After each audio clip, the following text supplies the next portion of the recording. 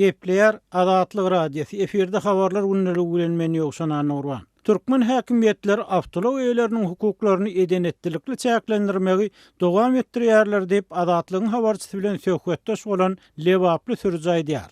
2000-nji ýylyň zawoddan çykan awtomobilleriň eýlerinden bir aýlap 1 sentýabrdan 1 oktyabra çenli ýol hereketine girmelik hakyny dilhatar ýarlar diýip adynyň aýdylmalygyny soran Lewaply awtolog eýeti aýtdy. Ol bu çäklendirmäniň gara ýa goýy renkli maşinlara garşy girilen çäklendirmede hem bolşýaly kanuny esasynyň ýokdugyny aýdýar. Aýdylmagyna görä häkimetler tehnik gödökçülükden geçen garruloglar wagtlaýyn gadagan etmekleriniň sebäbini düşündirmeýärler. Lewapda adamlaryň tas 90% köni awtologlar bolanýar. Köp adamyň täze maşina almagy ýagdaýy ýok diýip radio bilen söhbetdeş bolan 60 ýaşly Lewaply aýtdy.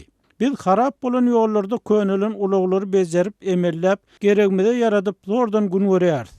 Häzir işiňe maşinly ýetişden hem zor bolýar. Uran urunda awtolog gerek. Döwletiň jemgyýetçilik transporty owa şäher arasynda däl, welaýet merkezinde hem talaby ödemeýär.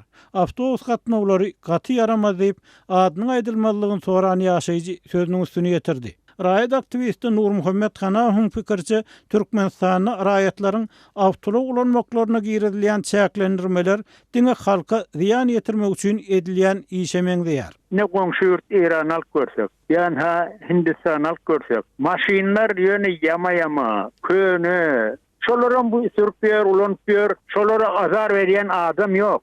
Diýip Türkmenistanyň Ozalky ilçisi Hanaw Adatlyk radiosu bilen söhbetdeşlikde aýtdy. Türkmenistanyň hususy awtologlar babatda girilýän gadaganlyklara diňe döwlet tarapyndan gollanylýan korrupsiýa, polisiýa raýatlara jerime salmagy tutaryk görmek üçin oýlanyp tapylan çäre hökmüne garaýanlar hem az däl. Bu pikirdäki synçylar awtolog eýlerine salynýan jerimäniň diňe döwlet gaznasyna gitmän eýsem resmiýleriň käbiriniň jübüsini doldurmagy hem hyzmat edýändigini aýdýarlar.